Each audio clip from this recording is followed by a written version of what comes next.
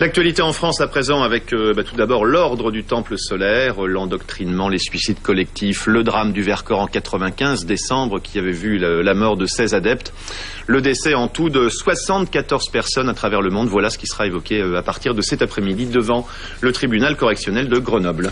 Un procès dans lequel une seule personne s'explique, Michel Tabachnik. Le chef d'orchestre doit répondre de participation à une association de malfaiteurs. La justice le soupçonne d'être le théoricien de l'OTS, celui qui rédigeait la doctrine. Michel Tabachnik, qui après avoir laissé planer le doute, devrait finalement être présent à l'audience. Rappel des faits avec Valérie Noyer. L'ordre du Temple solaire commence en 1980 par la rencontre entre Joe Dimambro, qui se dit extra-lucide, et l'homéopathe Luc Jouret. Beau parleur, Jouret joue les rabatteurs, Dimambro multiplie les trucages et les apparitions grâce à des hologrammes. Quand Michel Tabachnik se joint au duo, c'est pour rédiger l'enseignement théorique de la secte. Je suis venu au devant de la scène de l'Ordre du Temple solaire en tant qu'invité pour donner 2 conférences. Donc là-dessus, les gens imaginent naturellement volontiers que quand on apparaît comme ça devant la scène d'un ordre dit mystique ou spirituel, je ne sais pas comment on peut l'appeler, on est dit en guillemets parmi des gens importants. Pendant 10 ans, les dirigeants amassent une petite fortune grâce à l'argent des adeptes. Mais en 1994, certains accusent l'OTS de supercherie. Michel Tabachnik dissout l'ordre. Au Canada, en Suisse et en France, 74 adeptes sont sacrifiés, parmi eux Luc Jouret et Joe Dimambro. Michel Tabachnik est donc le seul à comparaître devant le tribunal correctionnel de Grenoble pour association de malfaiteurs. Et depuis Grenoble, précisément, nous sommes en direct avec Maître Villemain. Bonjour. Vous appartenez à l'Union nationale de l'association de défense des familles et de l'individu. Et dans ce procès, vous êtes avocat de la partie civile. On parle beaucoup de suicide collectif dans cette affaire.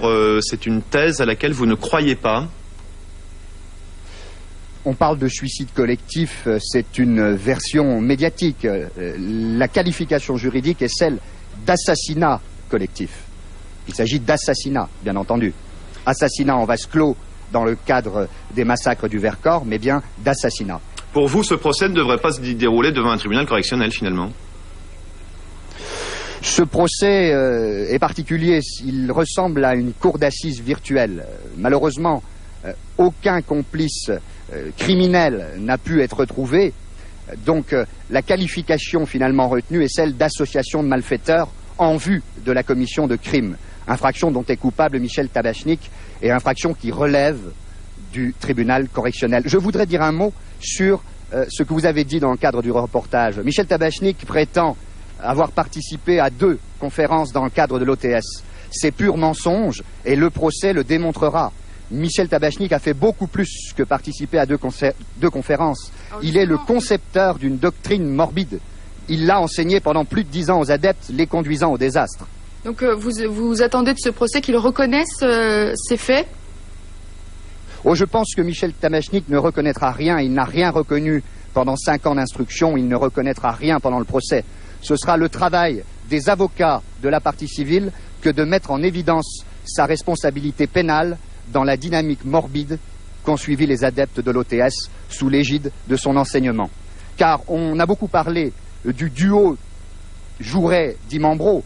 En réalité, cette secte était dirigée par un triumvirat, Dimambro, Jouret, Tabachnik. Tabachnik en était le gourou spirituel, car qui est le gourou spirituel d'une secte si ce n'est le concepteur de la doctrine de cette secte et celui qui enseigne cette doctrine aux adeptes?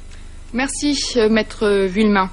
Le chef d'orchestre, qui est aussi le dernier rescapé des dirigeants présumés de la secte, comparaît seul sur le banc des prévenus. Il va le répondre de la mort de 16 personnes il y a 5 ans dans les montagnes du Vercors. Et d'ores et déjà, il faut bien dire qu'il semble évident que 5 ans après, bien des pans de ce dossier restent encore dans l'ombre. Compte rendu de cette première audience avec Christophe Buisine sur place. Michel Tabachnik avait menacé de ne pas se rendre au procès. Mis en examen pour association de malfaiteurs, le chef d'orchestre s'est finalement déplacé pour clamer son innocence. Il n'y a rien à me reprocher. L'audience aura commencé par une joute oratoire entre avocats des parties civiles. Conseil de 5 familles, Maître Alain Leclerc veut obtenir la réouverture de l'instruction judiciaire. Il a notamment produit ce qui serait une note interne des renseignements généraux. Depuis 1997, il y avait au niveau des renseignements généraux des informations relatives à ces implications et infiltrations mafieuses, et voire même d'agents des services de l'État au sein de l'ordre du Temple solaire.